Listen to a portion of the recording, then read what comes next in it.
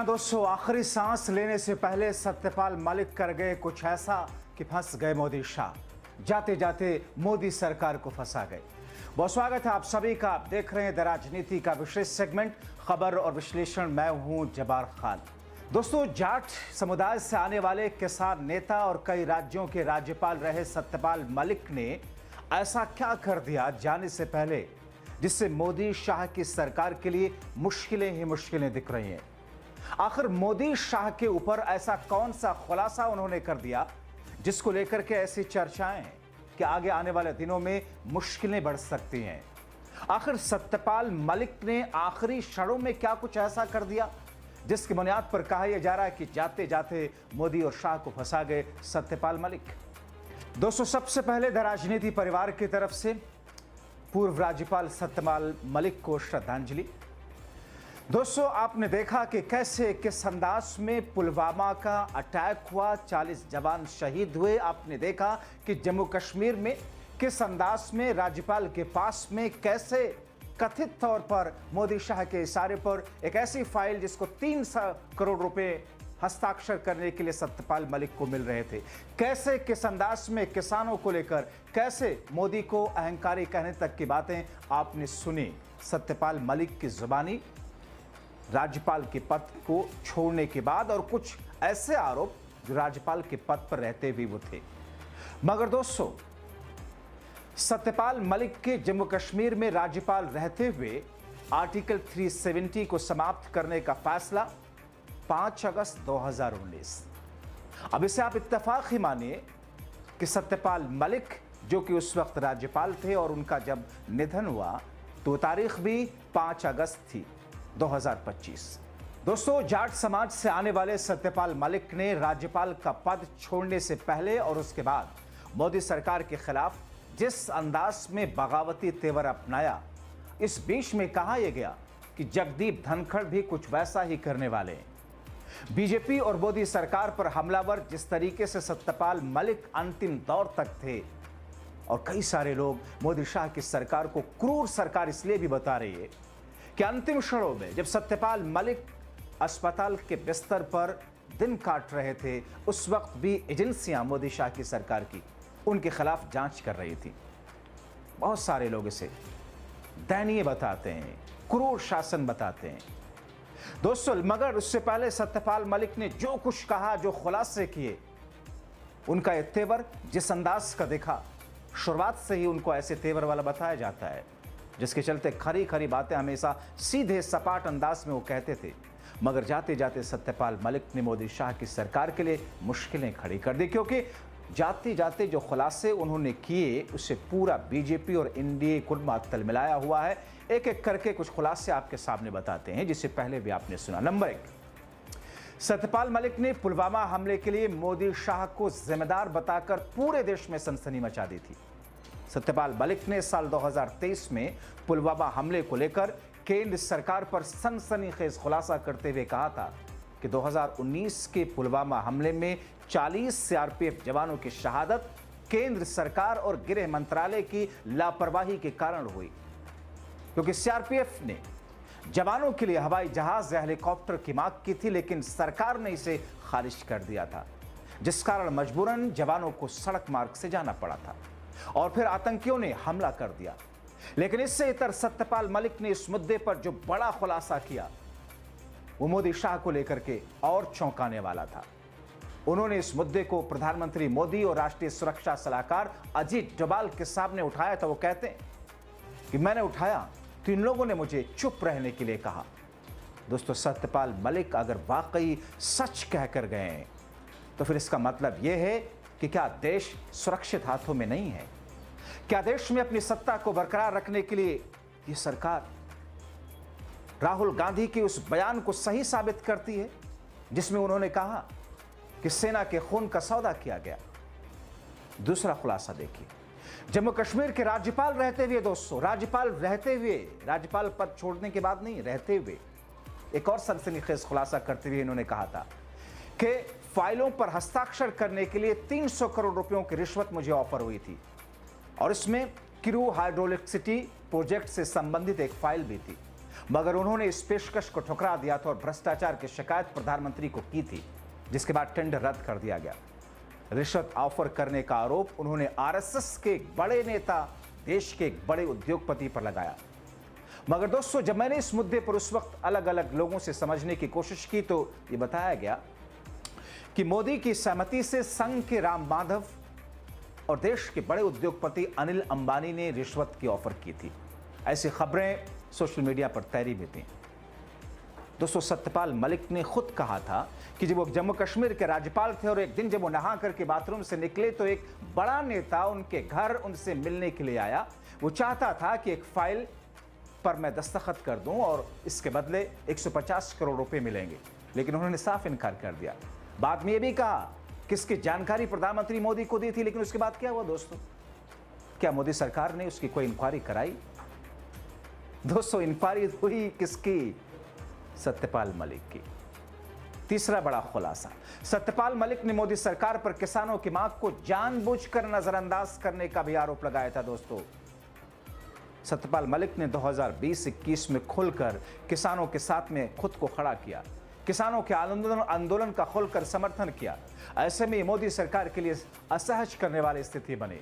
मलिक ने कहा था कि अडानी को गोदान को उखाड़ फेंको, किसानों से कहा मैं आपके साथ जेल जाऊंगा। जिस वक्त दोस्तों वो 3 कृषि कानून, जिसे काला कानून कहा गया, लाए जा रहे थे, कॉन्ट्रैक्ट खेती की बात की जा रही थी, गोडाउन की बात की जा रही थी, उस पर उन्होंने कहा था कि उद्योगपति के गोडाउन को उठाड़ फेंको, मैं आपके साथ जेल जाऊंगा। जब तक इन लोगों पर हमला नहीं होगा ये लोग रुकेंगे नहीं।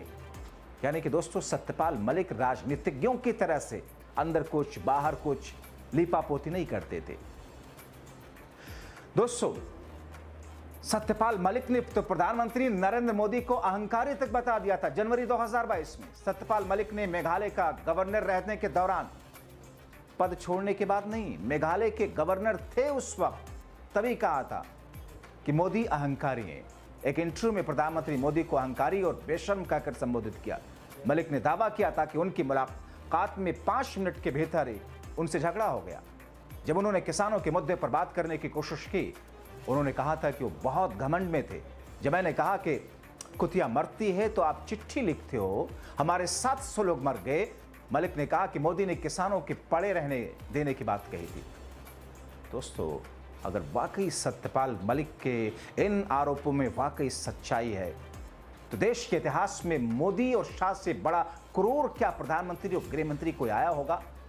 अगर वाकई इन आरोपों में दम है तो आपको बताएं कि सत्यपाल मलिक 1996 का लोकसभा चुनाव हार गए थे। कैसे आए बीजेपी में, आपको बताते हैं। उस समय बीजेपी की सियासत परवान चढ़ रही थी। सत्यपाल मलिक ने सपा के साथ लंबी सियासी पारी नहीं खेल सकी वो, बीजेपी का उन्होंने दामन थामा। 2024 के लोकसभा चुनाव में अपने सियासी गुरु चौधरी चरण सिंह की ही पुत्र चौधरी अजीत सिंह के खिलाफ बागपत सीट से चुनाव भी लड़े, लेकिन हारे। 2012-13 में बीजेपी के राष्ट्रीय उपाध्यक्ष नियुक्त किए गए। 2014 में मोदी सरकार आने के बाद सत्यपाल मलिक के सियासी दिन उभरे। मोदी शाह ने सत्यपाल मलिक की खूबियों को पहचाना। 2017 में पहले बिहार का राज्यपाल, जम्मू कश्मीर का राज्यपाल बनाया। 2018 से 30 अगस्त 2019 में जम्मू कश्मीर के राज्यपाल रहे। आर्टिकल 370 इन्हीं के वक्त में 2019 में हटाया गया। 2019 में उसके बाद गोवा के राज्यपाल बना दिए गए, क्योंकि दोस्तों जब आर्टिकल 370 हटाया गया तो उसके बाद में जम्मू कश्मीर को यूनियन टेरिटरी में तब्दील कर दिया गया, तो फिर वहां राज्यपाल का पद नहीं रहता है, उपराज्यपाल वहां रहते हैं।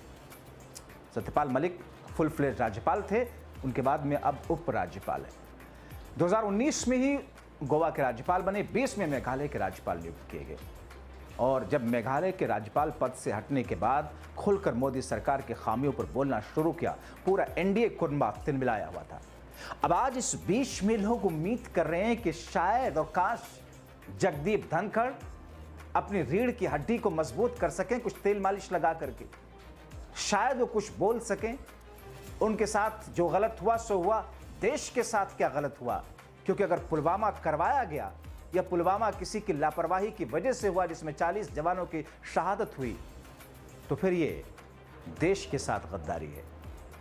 अगर किसानों के साथ 700 लोगों के मरने के बावजूद भी सत्यपाल मलिक जो कि राज्यपाल थे, उनकी बात मोदी नहीं सुन रहे थे, और उनके शब्दों में अगर वो कह रहे थे कि पड़े रहने दो, तो फिर पूरे किसान समुदाय के साथ में गद्दारी है। जिस अंदाज में, जिस तरीके से उनको रिश्वत का ऑफर किया गया, अगर वाकई उसमें मोदी शाह की सहमति थी, तो फिर ये जिस भ्रष्टाचार को खत्म करने के दावे कर रही सरकार, उसके साथ गद्दारी है। इसीलिए सब कुछ डिपेंड करता है सत्यपाल मलिक की सत्यता पर। दोस्तों, सत्यपाल मलिक ने एक बार जब खुलकर बोलना शुरू किया, बड़े पैमाने पर मोदी सरकार के खिलाफ मोर्चा खोल दिया। हालांकि सत्यपाल मलिक जब इन्होंने शुरुआत की, तो चौधरी चरण सिंह की क्रांति दल हुआ करती थी पार्टी, जिससे अपनी राजनीति की शुरुआत की। 80 से 85 तक लोकदल से राज्यसभा सांसद भी रहे, अपना तजुर्बा और उम्र के साथ में परिपक्व होते रहे। पश्चिमी यूपी की राजनीति तक जब उन्हें सीमित होने में लगा, तो उनकी विचारधारा बदली। कांग्रेस का विरोध करते करते कांग्रेस में शामिल हो गए। लोकदल उधर कमजोर हो रही थी, कांग्रेस ताकत के साथ उभरी। इंदिरा गांधी के हत्या के बाद कांग्रेस का हाथ थामा। 85 से 89 तक कांग्रेस के सांसद रहे, और अगले कुछ वर्षों के भीतर कांग्रेस के अंदर से ही कांग्रेस के खिलाफ एक नारा गूंजने लगा था, राज नहीं फकीर है, देश की तकदीर है। बोफोर्स के मुद्दे को लेकर सत्यपाल मलिक राज्यसभा सांसद के पद से त्यागपत्र देकर पूर्व प्रधानमंत्री वीपी सिंह के जनता दल में शामिल हो गए। दोस्तों, वीपी सिंह, अगर आप उस एज के होंगे, अगर आपको उस वक्त होश रहा होगा, तो वीपी सिंह अपने जेब में एक पर्ची लेकर के चलते थे। अब सोचिए, कांग्रेस में ही सारे के सारे लोग थे, और उसके बाद में उस सरकार में मंत्री थे वीपी सिंह। फिर बाद में कैसे उनकी पार्टी चुनाव लड़ती है और वो प्रधानमंत्री तक बनते हैं। चुनावी रैलियों में पर्ची निकालकर बोफोर्स का कांच दिखाते हुए कहते हैं कि मेरे पास में नाम है। बहरहाल जनता दल में वीपी सिंह के आते हैं, सांसद बने, वीपी सरकार में मंत्री बने। लंबी सियासी पारी तो नहीं खेल सके, लेकिन लोकदल के दौर के साथ ही मुलायम सिंह यादव के समाजवादी पार्टी में शामिल हुए। 96 में जाट बहुल अलीगढ़ संसदीय सीट से सपा प्रत्याशी के रूप में लोकसभा चुनाव लड़े, मगर जीते नहीं। हालांकि उनकी शुरुआत, उनके करियर को आपने हमारे राजनीति पर दूसरे शो में देखा होगा, लेकिन जिस अंदाज में दोस्तों सत्यपाल मलिक ने खुल करके, निडर होकर के अपनी बातें रखी, पुलवामा जैसे मुद्दे को लेकर मोदी शाह के खिलाफ उन्होंने बड़ा खुलासा किया। जिस तरीके से किसानों के मुद्दे पर मोदी शाह के खिलाफ बड़ा खुलासा किया, जिस तरीके से रिश्वत देने के लिए संघ के बड़े नेता का नाम लिया, ये सारी की सारी स्थितियां दर्शा रही हैं कि आने वाले दिनों में ये सारे मुद्दे भी एक तरीके से, अगर जगदीप धनखड़ कुछ एक लाइन भी बोलते हैं, तो फिर सत्यपाल मलिक का जिक्र वहां जरूर आएगा। और सत्यपाल मलिक की बातें महज हवा हवाई नहीं। दोस्तों, अगर यूपीए की सरकार होती, यूपीए की सरकार, आप जानते हैं डॉक्टर मनमोहन सिंह के दोनों टेन्योर को यूनाइटेड प्रोग्रेसिव अलायंस की सरकार उस वक्त हुआ करती थी, जो कि आज इंडिया गठबंधन की शक्ल में विपक्ष है। अगर मान लीजिए यूपीए कांग्रेस गठबंधन सरकार में सत्यपाल मलिक रहे होते राज्यपाल, और उन्होंने सारे खुलासे किए होते, सब कांग्रेस राज में हुआ होता, यही मीडिया, डॉगी पालतू मीडिया, सड़े गले बदबूदार मानसिकता वाले पत्रकार, बुद्धिजीवी, टीवी डिबेट में गला फाड़ फाड़ करके जो सरकार को बचाने का प्रयास करते हैं, यही लोग सरकार की चूलें हिला रहे होते। मगर सत्यपाल मलिक जैसा एक शख्स जो ये दावा करता रह गया कि मैं सत्य बोल रहा हूं, मगर मीडिया ने एक इंटरव्यू उनका नहीं चलाया। मीडिया ने मुहिम बनाना तो छोड़िए, एक ऐसे शख्स जिसने अंदर के राज को, पुलवामा जैसे 40 जवानों की शहादत को बाहर लाने का उसके पीछे एक राज का काम किया, लेकिन उसको दबदबा करके हवा हवाई कर दिया गया।